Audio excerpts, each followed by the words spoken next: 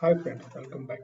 So now in this lecture, we have started point is ready to float with input and eval with inputs. So क्या होते हैं और इनका use हम किस तरीके से करते हैं? आपने देखा होगा कि ना प्रीवियस लेक्चर्स मैंने इनपुट के साथ यूज करा इंटीजर हम किस तरीके से यूज करते हैं.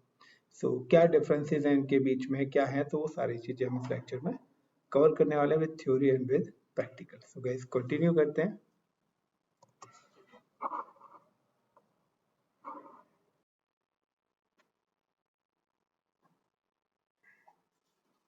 अब हम यहाँ पे नेक्स्ट पॉइंट अपना लेते हैं.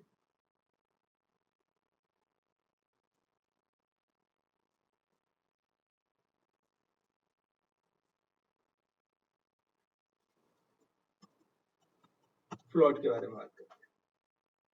तो गाइस अगर मैं फ्लोट की बात करता हूँ तो फ्लोट का पहला है कि अगर आपने फ्लोट यूज करा तो ये आपको जो आउटपुट है फ्लोट में देगा. क्लियर? दोनों वैल्यू जरूरी नहीं है दोनों वैल्यू फ्लोट में. आप 10 और दूसरी वैल्यू 10.5 कर लो तो ये आपको आंसर 20.5 दे देगा. यानी कि ये आपको आउटपुट किस में देगा? फ्लोट के अंदर ही देगा, चाहे पॉइंट लगाओ या ना लगाओ, बट एक वैल्यू में पॉइंट होना जरूरी है. तो यहाँ पे चलते हैं, चेक करते हैं, प्रैक्टिकली हम चेक करते हैं. अब यहाँ पे क्या हो जाएगा, यहाँ पे सिर्फ मैं इंट की जगह फ्लोट कर दूं. यहाँ पे क्या चेंज कर रहा हूँ, इंट को रिप्लेस करके और यहाँ मैं ऐड कर देता हूँ फ्लोट.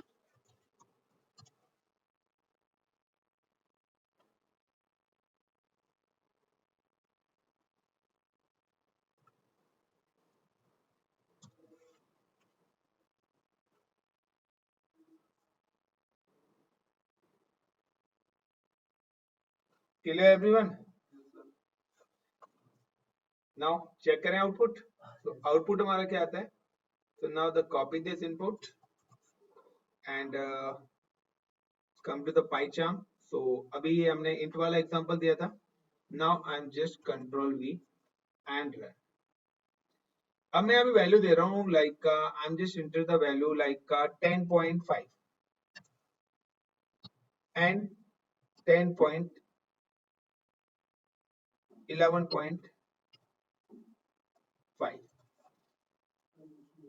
then enter. तो मैंने यहाँ पे दो वैल्यूज को इंटर करा है. एक करा है 10.5 एंड दूसरा मैंने करा है 11.5. Now you can see the output कि आपके पास आउटपुट आ रहा है 22, बट ये फ्लोट वैल्यू है तो उसने क्या करा, पूरा तो हो गया बट उसने डॉट जीरो कॉल कर दिया. Like I am just again run, मैं इस प्रोग्राम को अगेन रन करता हूँ. मैं यहाँ लिख देता हूँ 10 20. अगेन इसने क्या करा, नॉर्मल वैल्यू डाली है, लेकिन इसने क्या है कि डॉट के साथ उसको रिप्रेजेंट करके देना है. तो पहले मैंने दोनों वैल्यूज पॉइंट्स की एड ऑन करी थी तो उसने मुझे क्या कर दिया 22.0 दे दिया. अब मैंने कोई डॉट के साथ वैल्यू नहीं डाली बट ये फिर भी जीरो क्यों दे रहा है, क्योंकि मैं कौन सा डेटा टाइप यूज कर रहा हूं, मैं फ्लोट का यूज कर रहा हूं. बट अगर अब मैं यहाँ पे फॉर एग्जांपल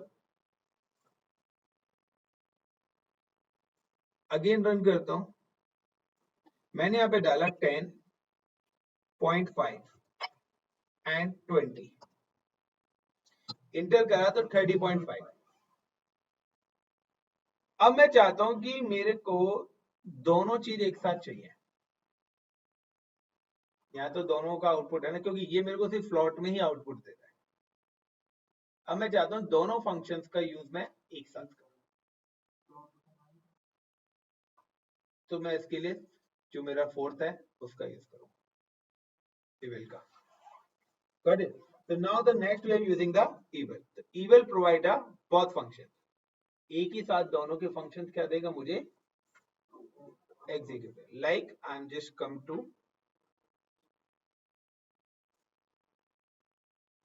हियर.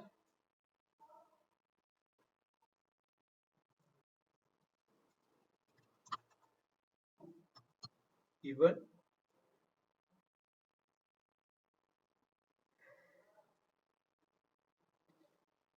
अब देखिए यहाँ पे मैं एक चीज बता देता हूँ, इसके अलावा ये बाइनरी को भी एड ऑन कर देता है। तो बाइनरी को कैसे करेगा इवल? तो इवल क्या करता है, इंटीजर हो गया, फ्लोट हो गया, अगर आप बाइनरी को भी लिख रहे हो ना कोई बाइनरी वर्ड, तो उसको भी वो डेसिमल में प्लस करके दे देगा। सो लाइक कि ये मल्टीपल फंक्शंस को सपोर्ट करता है इवल, यानी कि मल्टीपल आउटपुट्स को करता है। सो सिंपल सा है, यहाँ मैं चेंज कर देता हूँ फ्लोट की जगह इवल।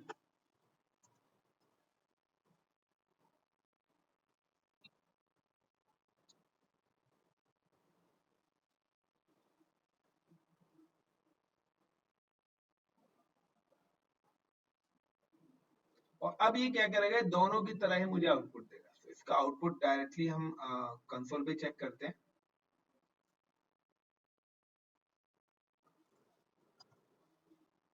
चलिए आई एम जस्ट क्लिक ऑन, अब मैंने रन करा और मैंने रन करके यहाँ पे लिखा 10 + 50।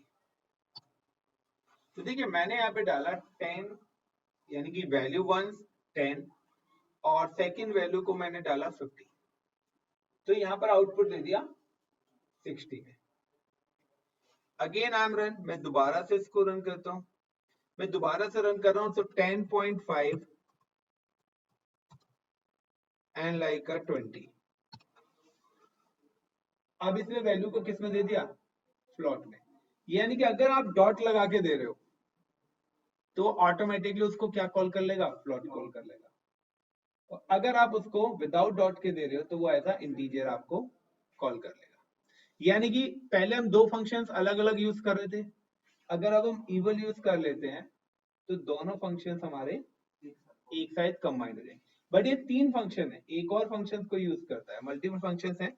देखिए अगर यहाँ पर मैंने क्या करा, मैंने यहाँ पे डाला 0b 1010, 0b 101 का मतलब है कि ये मेरी बाइनरी और मैंने यहाँ पर 20 कर दिया, गॉट इट। और इसको रन करता हूँ तो यहाँ पे देखिए दोबारा से 41 दे रहा है, क्योंकि B1010 की बाइनरी को अगर आप कन्वर्ट करोगे तो उसी के हिसाब से उसका आउटपुट आपको एलोकेट करेगा।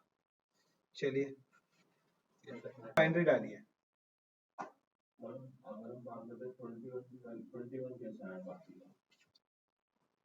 यार इस पूरे की बाइनरी कैलकुलेट करके निकाली है उसने, मैंने कोई भी ऐसी न्यू वैल्यू डाल दी थी।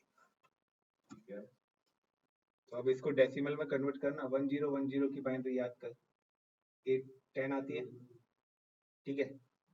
अब उसमें बी हमने डाल रखा, लाइक मैं यहाँ पे डालता हूँ 1010। अभी इसको 0 बी नहीं, एक मिनट, 1010 1 और 10, एक मिनट, ने इसको प्लस कर दिया, ठीक है। अब बाइनरी के लिए मुझे इसमें क्या डालना पड़ेगा, बाइनरी मतलब कि मैं बाइनरी वैल्यू एंटर करना चाह रहा हूँ। अब बाइनरी वैल्यू एंटर करने के लिए मुझे यहाँ पे लिखना पड़ेगा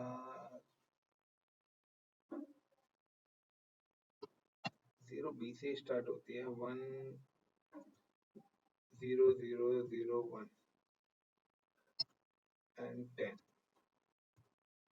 11।